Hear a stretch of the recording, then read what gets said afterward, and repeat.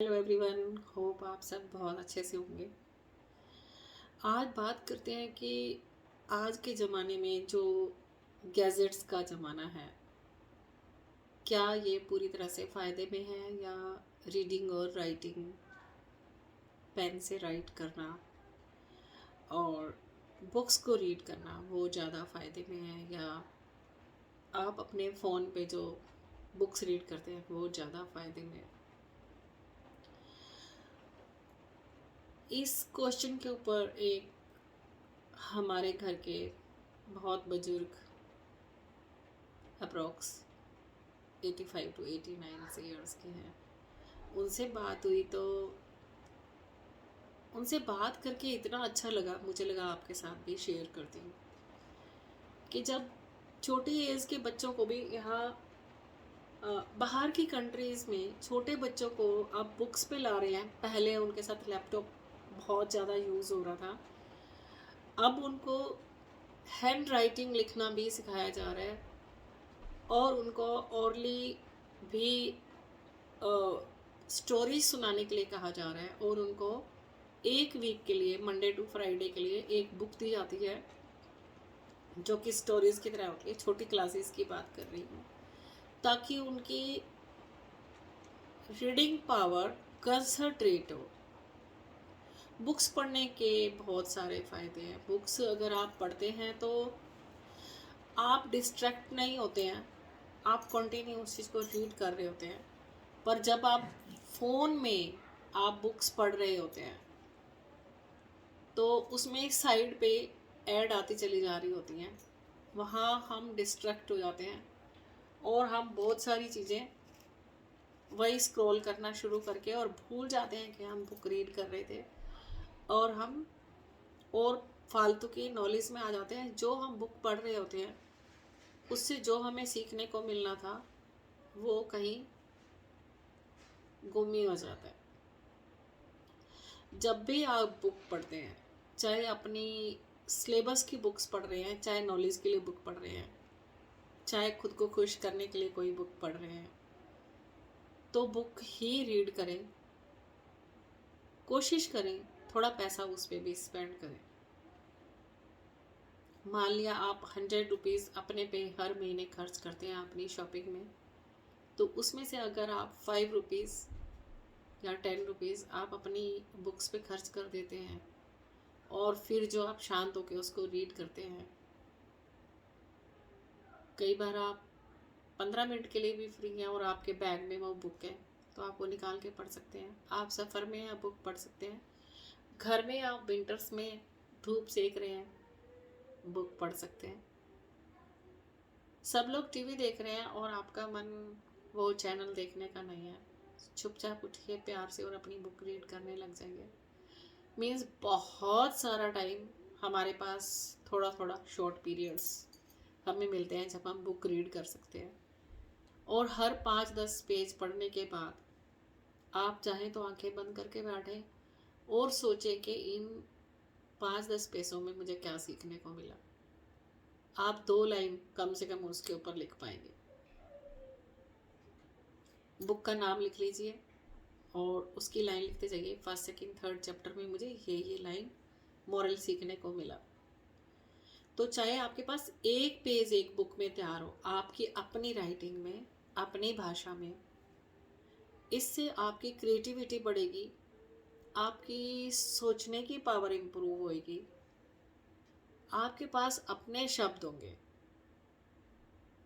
और जो नॉलेज आप इकट्ठी करोगे वो एक ही टॉपिक के ऊपर, क्योंकि बुक होती है, या किसी की लाइफ में उसने क्या सीखा, कैसे उसके अंदर का फूल खिला, वो पूरा आपको सीखने को मिल जाता है। लाइक आप कनेक्टेड हो जाते हो एक पर्सन की पूरी लाइफ से, जो वो आपको अपनी उस बुक्स में से दे रहा होता है। तो क्या क्या सीखा उन बुक्स में से आपने? आप एक पूरे इंसान की ज़िंदगी पढ़ लेते हो उसमें। सोचो, एक इंसान को रीड कर लेना इस बहुत बड़ी बात है। बहुत सारी नॉलेज का कलेक्ट हो जाना आपके पास है और उसमें से आप अपने मैजिक वर्ड ले लेते हो। बुक्स रीड करनी ज़रूर चाहिए हमें, चाहे हम स्टूडेंट ही क्यों ना हो, तब भी अपने सिलेबस से एक्स्ट्रा हमें एक बुक रखनी चाहिए, अगर हम अपनी सिलेबस को कंप्लीट कर पा रहे हैं तो। नहीं तो अपने सिलेबस की बुक्स जो भी हमारे पास होती हैं उनके आप सेट तैयार कर लीजिए कि एवरी वीक मुझे ये हर सब्जेक्ट का ये लेसन कंप्लीट करना है, और खुद के टारगेट में खुद को फेल मत होने दीजिए।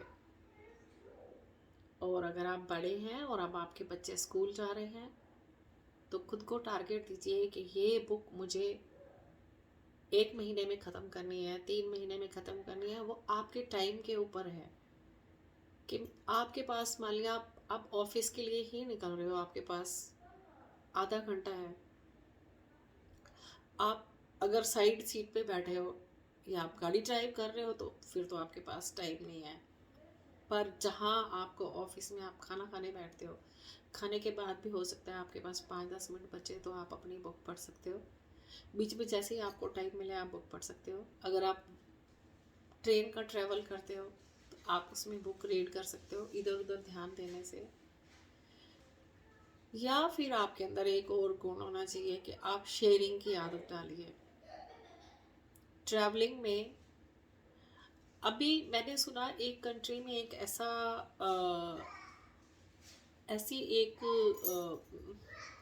हॉल बना है, मुझे नाम नहीं याद उस जगह का, लेकिन वहाँ पे क्या है, लोग, अनजान लोग एक दूसरे के सामने बैठते हैं।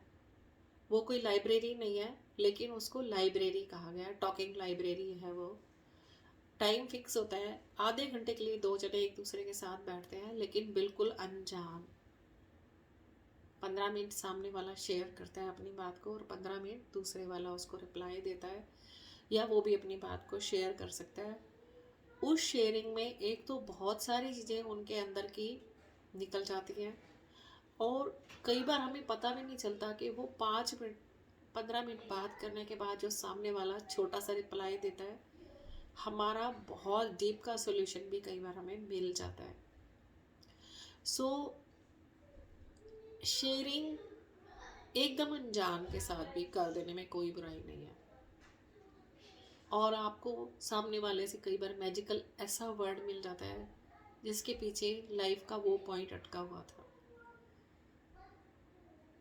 सो अपने आप को बुक्स से भी सीखिए, अपने आप को लिख कर भी शेयरिंग करना सीखिए, और जब आप अनजान लोगों के बीच में कनेक्शन में आते हैं तो वहाँ भी शेयरिंग करके, बिंदास अपने मन की शेयरिंग करके, और सामने वाले के आगे आप कह सकते हैं कि आपको क्या लगता है कि इसका क्या सोल्यूशन होना चाहिए।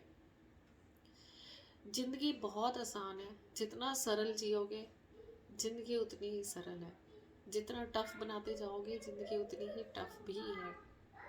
वो हम पर है कि हम उसको कैसा बनाते हैं। आपका जीवन खूबसूरत हो। आप इसके बारे में कुछ कहना चाहेंगे तो प्लीज़ कमेंट कीजिए। Thank you.